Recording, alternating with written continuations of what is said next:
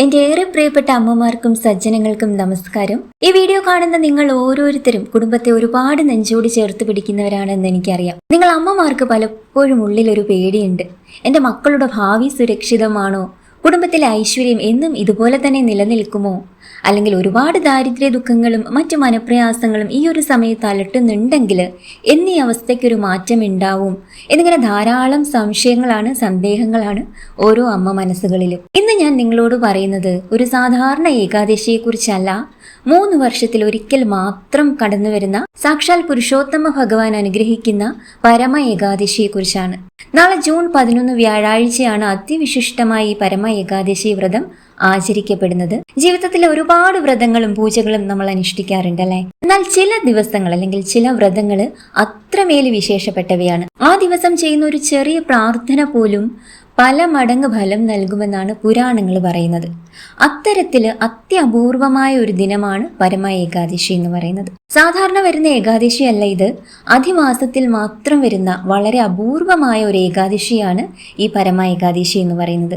എല്ലാ വർഷവും ഇത് നമുക്ക് ലഭിക്കില്ല എന്നതാണ് ഇതിന്റെ ഏറ്റവും വലിയ പ്രത്യേകത എന്ന് പറയുന്നത്. ഈ അപൂർവമായ ദിവസം നമ്മൾ എടുക്കുന്ന ഒരു വ്രതം വരാനിരിക്കുന്ന 3 വർഷത്തെ കുടുംബത്തിന്റെ ദോഷങ്ങളെ അകറ്റി മക്കൾക്ക് അഭിവൃദ്ധിയും ഐശ്വര്യവും നൽകുമെന്ന് പുരാണങ്ങൾ പറയുന്നുണ്ട്. എന്തുകൊണ്ടാണ് ഈ ദിവസം നിർബന്ധമായും പ്രാർത്ഥിക്കണം അല്ലെങ്കിൽ വ്രതം എടുക്കണമെന്ന് നമുക്കൊന്ന് നോക്കിയിട്ട് വരാം. അതിനു മുൻപ് നമ്മുടെ തുളസി തീർത്ഥം എന്ന ഈ ഒരു ചാനൽ നിങ്ങൾ ആദ്യമായിട്ടാണ് കാണുന്നതെങ്കിൽ സബ്സ്ക്രൈബ് ചെയ്തിട്ടില്ലെങ്കിൽ, ഇഷ്ടമാവുകയാണെങ്കിൽ ഒന്ന് സബ്സ്ക്രൈബ് ചെയ്യാൻ മറക്കരുത് കേട്ടോ. അതുപോലെ തന്നെ ഈ വീഡിയോ ഇപ്പോൾ തന്നെ ഒന്ന് ലൈക്ക് ചെയ്യാനും മറക്കല്ലേ കേട്ടോ. ഇന്ന് ഈ വീഡിയോയിൽ പരമ ഏകാദശിയുടെ മഹത്വം, അമ്മമാർ അറിഞ്ഞിരിക്കേണ്ട കാര്യങ്ങൾ, വ്രതവിധി, പ്രാർത്ഥനാ രീതി, ലഭിക്കുന്ന പുണ്യഫലങ്ങൾ എന്നിവയെക്കുറിച്ച് എല്ലാം നമുക്ക് വിശദമായിട്ടൊന്ന് മനസ്സിലാക്കിയിട്ട് വരാം. സജ്ജനങ്ങളെ, ഒരമ്മയുടെ മനസ്സെന്ന് പറയുന്നത് എപ്പോഴും മക്കൾക്ക് വേണ്ടിയുള്ള പ്രാർത്ഥനകളാൽ നിറഞ്ഞതാണ്. നമുക്ക് എല്ലാവർക്കും അതറിയാം. എൻ്റെ മക്കൾക്കൊരു വിഷമവും വരരുതേ, അവരുടെ ജീവിതം സന്തോഷപൂർണ്ണമാവണേ, അവർക്ക് നല്ല ആരോഗ്യം ലഭിക്കണേ, ഇങ്ങനെയുള്ള പ്രാർത്ഥനകളാണ് ഓരോ അമ്മമാരുടെ ഹൃദയത്തിലും. പ്രിയപ്പെട്ട അമ്മമാരെ, ഒരമ്മയുടെ കണ്ണിൽ ഏറ്റവും കൂടുതൽ നിറയുന്നത് സ്വന്തം മക്കളെ കുറിച്ചുള്ള ആശങ്കകളാണ്. ചിലർ മക്കളുടെ ആരോഗ്യത്തിനായിട്ട് പ്രാർത്ഥിക്കുന്നു, ചിലർ അവരുടെ പഠനത്തിനായി പ്രാർത്ഥിക്കുന്നു, ചിലർ വിവാഹത്തിനായിട്ട്, ചിലർ തൊഴിൽ ലഭിക്കാനായിട്ട്, ചിലർ വിദേശത്തുള്ള അതായത് അന്യദേശങ്ങളിലുള്ള മക്കളുടെ സുരക്ഷയ്ക്കായിട്ട്, ചിലർ മക്കൾക്ക് സൽസന്താന ഭാഗ്യം ലഭിക്കാനും, അങ്ങനെ അനേകം തരം പ്രാർത്ഥനകളാണ് മക്കളോട് ചേർന്ന് ഓരോ അമ്മ മനസ്സുകളിലുമുള്ളതല്ലേ. അത്തരത്തില് മക്കളുടെ ക്ഷേമത്തിനും കുടുംബത്തിന്റെ ഐശ്വര്യത്തിനും വേണ്ടി അനുഷ്ഠിക്കാവുന്ന ഏറ്റവും ശ്രേഷ്ഠമായ വ്രതങ്ങളിൽ ഒന്നാണ് ഏകാദശി വ്രതങ്ങൾ എന്ന് പറയുന്നത്. ഏകാദശി ദിവസം ഭഗവാൻ വിഷ്ണുവിനെ സ്മരിച്ചാൽ അനേകം ജന്മങ്ങളിലെ പാപം പോലും ക്ഷയിക്കുമെന്നുള്ളതാണ്. എന്തുകൊണ്ടാണ് പരമ ഏകാദശി വ്രതത്തിന് ഇത്രയധികം പ്രത്യേകത അല്ലെങ്കിൽ ഇത്രയധികം പ്രാധാന്യം? ഈ ഏകാദശിക്ക് പരമ എന്ന പേര് ലഭിച്ചതിന് പിന്നിൽ തന്നെ വലിയ അർത്ഥങ്ങളുണ്ട്. പരമ എന്നാൽ ഏറ്റവും ഉന്നതമായത് എന്നാണ് അർത്ഥം. എല്ലാ ഏകാദശികളിലും അതീവ ശ്രേഷ്ഠമായ പുണ്യഫലം നൽകുന്ന ഏകാദശി എന്ന നിലയിലാണ് ഇതിനെ ആ ഒരു പേരിൽ തന്നെ വിശേഷിപ്പിക്കുന്നത്. അതിമാസം തന്നെ വിഷ്ണു ഭഗവാന് പ്രിയപ്പെട്ട മാസമാണ്. ആ മാസത്തിൽ വരുന്ന ഏകാദശിക്ക് അതിനാൽ ഇരട്ടി ഫലവുമുണ്ട്. അമ്മമാർക്ക് ഈ ഒറ്റ ഏകാദശിയിലൂടെ ലഭിക്കുന്ന അനുഗ്രഹങ്ങൾ എന്ന് പറയുന്നത് അനേകമാണ്. പരമ ഏകാദശി ദിവസം സത്യസന്ധമായി നടത്തുന്ന പ്രാർത്ഥനകൾ ഭഗവാൻ കേൾക്കുമെന്നാണ്. അതായത് ഭഗവാൻ ഉടൻ തന്നെ കേട്ട് ഉടൻ തന്നെ ഒരു പരിഹാരം നടത്തി തരുമെന്നാണ് പറയപ്പെടുന്നത്. ഈ ദിവസം മക്കളുടെ പേരുകൾ മനസ്സിൽ ധ്യാനിച്ച് അമ്മമാരൊന്ന് പ്രാർത്ഥിക്കുക കേട്ടോ. എൻ്റെ മക്കളെ കാത്തുകൊള്ളണേ ഭഗവാനെ എന്നൊരു പ്രാർത്ഥന പോലും അമൂല്യമാണ്. ഏകാദശി തിഥി വരുന്നത് ജൂൺ 11 വ്യാഴാഴ്ച പുലർച്ചെ 12:57, അതായത് 10-ാം തീയതി രാത്രി 12:57 മുതൽ ജൂൺ 11 രാത്രി 10:36 വരെയാണ്. ഇനി ഏകാദശി വ്രതം അനുഷ്ഠിക്കേണ്ടത് എങ്ങനെയാണെന്ന് നമുക്ക് നോക്കാം. ഇന്ന് അതായത് ജൂൺ 10 ബുധനാഴ്ച നമ്മൾ ഒരിക്കൽ എടുത്തുകൊണ്ട് വേണം വ്രതം ആരംഭിക്കാനായിട്ട്. ഇനി നമുക്കറിയാം, ഇന്നേ ദിവസം തന്നെ അതായത് ഏകാദശി തിഥി ഇന്ന് രാത്രി 12:57 തുടങ്ങുന്നത്. ഇന്ന് സന്ധ്യയ്ക്ക് അതായത് 6 മണിക്ക് മുൻപായിട്ട് നമ്മൾക്ക് പൂജകൾക്ക് ആവശ്യമായ അല്ലെങ്കിൽ ക്ഷേത്രത്തിൽ കൊണ്ടുപോകാൻ ആവശ്യമായ തുളസി ഇലകളെല്ലാം നിങ്ങൾ ഇന്ന് തന്നെ നുള്ളി വെക്കാനായിട്ടാണ് ഏറ്റവും കൂടുതൽ ആദ്യം ശ്രദ്ധിക്കേണ്ട കാര്യം. അപ്പോൾ ഒന്നും കൂടി ഓർമ്മിപ്പിക്കുകയാണ്, ഇന്ന് ത്രിസന്ധ്യയ്ക്ക് മുൻപായിട്ട് തന്നെ നമുക്ക് ഈ ഏകാദശി വ്രതത്തിന്റെ പൂജകൾക്കായിട്ടുള്ളതും നമുക്ക് ക്ഷേത്രത്തിൽ കൊണ്ടുപോകാനുള്ള തുളസി ഇലകളെല്ലാം ഇന്നേ തന്നെ നുള്ളി വെക്കേണ്ടതായിട്ടുണ്ട്. പിന്നെ ഇന്നത്തെ കാര്യം നമ്മൾക്കറിയാം, ഇന്ന് ഒരിക്കലാണ് മത്സ്യമാംസാദികളൊന്നും കൂട്ടാൻ പാടില്ല. നാവിലും മനസ്സിലും ഭഗവത് നാമങ്ങൾ സദാസമയം നിറയണം. രാത്രിയിൽ പഴവർഗ്ഗങ്ങൾ എന്തെങ്കിലും കഴിച്ചാൽ മതിയാവും. ഇതൊക്കെയാണ് ഇന്നത്തെ ഒരു ദിവസം നിങ്ങൾ ശ്രദ്ധിക്കേണ്ടതായിട്ടുള്ള കാര്യം. ഇനി നാളെ അതായത് ഏകാദശി ദിവസമായ നാളെ അതിരാവിലെ ബ്രാഹ്മമുഹൂർത്തത്തിൽ എഴുന്നേൽക്കുകയാണെങ്കിൽ അത്രയും നല്ലതാണ്. അതായത് ജൂൺ 11 വ്യാഴാഴ്ച അതിരാവിലെ എഴുന്നേറ്റ് കുളിച്ച് എണ്ണ തേക്കാതെ കുളിക്കണം കേട്ടോ. ശുദ്ധിയായിട്ട് ഒരു മഞ്ഞ വസ്ത്രം ധരിക്കാൻ കഴിയുകയാണെങ്കിൽ വളരെയധികം ഐശ്വര്യമാണ് കേട്ടോ. ഇപ്രാവശ്യം ഭഗവാൻ മഹാവിഷ്ണുവിന് ഏറെ പ്രിയപ്പെട്ട വ്യാഴാഴ്ച ദിവസമാണ് ഏകാദശി വന്നിരിക്കുന്നത് എന്നതുകൊണ്ടും അതിശ്രേഷ്ഠമാണ്. അതുകൊണ്ടാണ് ഭഗവാൻ ഏറെ പ്രിയപ്പെട്ട മഞ്ഞ വസ്ത്രം ധരിക്കണമെന്ന് പറയുന്നത് കേട്ടോ.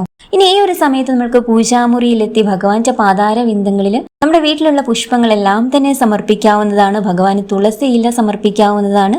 ഭഗവാൻ ഏറെ പ്രിയപ്പെട്ട ഒരു നിവേദ്യം ഈ ഒരു സമയത്ത് നമ്മൾക്ക് ഉണ്ടാക്കി സമർപ്പിക്കാൻ കഴിയുകയാണെങ്കിൽ ഏറ്റവും ഐശ്വര്യമാണ്. അതോടൊപ്പം തന്നെ ഭഗവാന് വ്രത ദിവസം രാവിലെ, ഏകാദശി വ്രത ദിവസം രാവിലെ ഒരു നെയ് വിളക്ക് കൂടി സമർപ്പിക്കാനായിട്ട് എല്ലാവരും ശ്രദ്ധിക്കുക. ഭഗവാൻ ഇഷ്ടപ്പെട്ട പാൽപ്പായസമോ പഴവർഗ്ഗങ്ങളോ നിങ്ങളെ കൊണ്ട് കഴിയുന്നത് എന്തും നമ്മൾക്ക് ഭഗവാന് നിവേദ്യമായിട്ട് സമർപ്പിക്കാവുന്നതാണ്.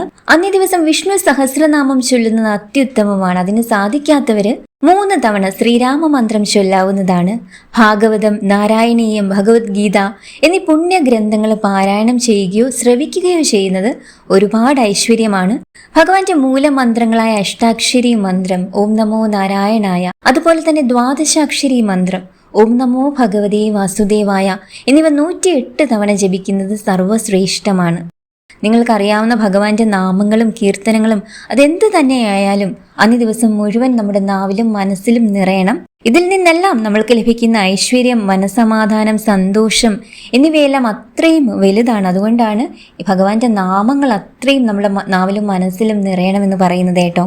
അന്നേ ദിവസം വിഷ്ണു ക്ഷേത്ര ദർശനം നടത്തി വിഷ്ണു സൂക്തമോ ഭാഗ്യ സൂക്തമോ പുരുഷ സൂക്തമോ കൊണ്ടുള്ള അർച്ചന നടത്തുന്നതും സർവ്വ ഐശ്വര്യമാണ്. ഏകാദശി ദിവസം നമ്മൾക്ക് പൂർണ്ണമായിട്ട് ഉപവസിക്കുകയോ അതിന് സാധിക്കാത്തവർ ഒരു നേരം പഴങ്ങളോ അരി ആഹാരം ഒഴികെയുള്ള ധാന്യാഹാരങ്ങളോ കഴിക്കാവുന്നതാണ്. എല്ലാവർക്കും നമുക്കറിയാം കർശനമായ ഉപവാസം എടുക്കാൻ സാധിക്കണമെന്നില്ല.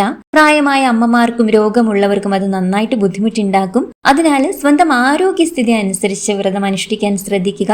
ഇതെല്ലാ വ്രത വീഡിയോയിലും ഞാൻ പറയുന്നതാണ്. നമ്മൾ നിർബന്ധമായും ചെയ്യേണ്ട ഒരു കാര്യം എന്താണെന്ന് പറഞ്ഞാൽ ഈ ദിവസം ഒരു നേരമെങ്കിലും മനസ്സറിഞ്ഞ് പ്രാർത്ഥിക്കാൻ സാധിക്കുക എന്നുള്ളതാണ്. പൂജാ സാമഗ്രികളെക്കാൾ അല്ലെങ്കിൽ എല്ലാ നിവേദ്യങ്ങളെക്കാൾ ഒരുപാട് വിലപ്പെട്ടതാണ് നമ്മുടെ ഭക്തി അല്ലെങ്കിൽ നമ്മുടെ ഒരു പ്രാർത്ഥന എന്ന് പറയുന്നത്. വലിയ പൂജകൾ ചെയ്യാൻ കഴിയാത്തവരും വിഷമിക്കേണ്ടതായിട്ടൊന്നുമില്ല. സ്നേഹത്തോടെ ഭഗവാനെ ഒന്ന് സ്മരിച്ചാൽ മാത്രം മതിയാവും. ഒരു വിളിപ്പുറത്ത് തന്നെ ഭഗവാൻ മഹാവിഷ്ണു നമ്മളുടെ തൊട്ടടുത്ത് തന്നെ ഉണ്ടാവും എന്നുള്ളൊരു കാര്യത്തിൽ നിങ്ങൾക്ക് യാതൊരു സംശയവും വേണ്ട. അമ്മമാരെ ഇന്ന് രാത്രി ഉറങ്ങുന്നതിന് മുൻപ് ഒരു നിമിഷം നിങ്ങളൊന്ന് കണ്ണുകൾ അടയ്ക്കുക. നിങ്ങളുടെ മക്കളുടെ ആ ഒരു മുഖം മനസ്സിൽ അങ്ങനെ തെളിഞ്ഞു വരട്ടെ. അവരുടെ പേരുകൾ വിളിക്കുക. ശേഷം ഇങ്ങനെ പ്രാർത്ഥിക്കുക കേട്ടോ ഭഗവാനോട്. ഭഗവാനെ, എന്റെ മക്കൾ എവിടെയായിരുന്നാലും അവരെ കാത്തുകൊള്ളണേ. അവരുടെ ജീവിതത്തിൽ നല്ലത് മാത്രം വരുത്തണേ. അവരുടെ ദുഃഖങ്ങൾ അകറ്റണേ.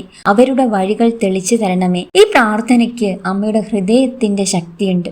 ഈ വ്രതത്തിന്റെ പ്രധാന സന്ദേശം എന്ന് പറയുന്നത് ഇതാണ്: ജീവിതത്തിൽ ചിലപ്പോൾ നമ്മൾ ആഗ്രഹിച്ചതെല്ലാം നടക്കണമെന്നില്ല, എന്നാൽ പ്രാർത്ഥന ഒരിക്കലും നഷ്ടമാവുന്നില്ല. ഇന്ന് നമ്മൾ ചെയ്യുന്ന ഒരു സത്യസന്ധമായ പ്രാർത്ഥന നാളെയോ മറ്റന്നാളോ അത്യധികം അനുഗ്രഹമായിട്ട് നമ്മളുടെ ജീവിതത്തിലേക്ക് തിരികെ വരും എന്നുള്ളതാണ്. അതുകൊണ്ട് ഈ പരമ ഏകാദശി ദിവസം അമ്മമാരായ നിങ്ങളുടെ സങ്കടങ്ങളും നിരാശകളും എല്ലാം തന്നെ ഭഗവാന്റെ പാതാരവിന്ദങ്ങളിൽ നമ്മൾക്ക് സമർപ്പിക്കാവുന്നതാണ്. അതുപോലെ തന്നെ ഈ പുരുഷോത്തമ മാസത്തിലെ തുളസി പൂജ എന്ന് പറയുന്നത് അതീവ പ്രാധാന്യം അർഹിക്കുന്ന ഒന്നാണ്. മന്ത്രജപത്തോടെ തുളസി ദേവിക്ക് 4 പ്രദക്ഷിണം വയ്ക്കുക. സർവ്വരോഗ ദുരിത പാപശാന്തിയാണ് ഫലം എന്ന് പറയുന്നത്. തുളസിക്ക് പ്രദക്ഷിണം ചെയ്യുമ്പോൾ നമ്മൾ തുളസി മന്ത്രം ചൊല്ലിക്കൊണ്ട് തുളസി ദേവിക്ക് പ്രദക്ഷിണം ചെയ്യുക. പ്രസീത തുളസി ദേവി പ്രസീത ഹരിവല്ലഭി ക്ഷീരോദമദനോത്ഭുതേ തുളസിത്വം നമാമ്യഹം. അതുപോലെ തന്നെ ഈ പരമ ഏകാദശി വ്രത ദിവസം തുളസി ചുവട്ടില് തുളസി ദേവിക്ക് ഒരു നെയ് വിളക്ക് സമർപ്പിക്കുന്നതും അതീവ ശ്രേഷ്ഠമാണ്. ഇനി നമുക്ക് എല്ലാവർക്കും അറിയാം, ഹരിവാസര സമയം എന്ന് പറയുന്നത് അതീവ പ്രാധാന്യം അർഹിക്കുന്ന ഒരു സമയമാണ്. ഈ സമയത്ത് ഭഗവത് സാന്നിധ്യം അതിശക്തമായിട്ട് ഭൂമിയിൽ ഉണ്ടാവുന്ന ഒരു സമയമാണ്. ഈ ഒരു സമയത്ത് പൂർണ്ണമായ ഉറക്കമൊഴിക്കലും അഖണ്ഡ നാമജപവും ജീവിതത്തിൽ ചേർത്ത് തരാത്ത ഐശ്വര്യം ഒന്നും തന്നെ ഇല്ല എന്ന് പറയാം. ഈ പരമ ഏകാദശിയുടെ അതിശ്രേഷ്ഠമായ ഹരിവാസര സമയം എന്ന് പറയുന്നത് ജൂൺ 11 വൈകിട്ട് 5:11 മുതൽ ജൂൺ 12 രാവിലെ 3:51 വരെയാണ്.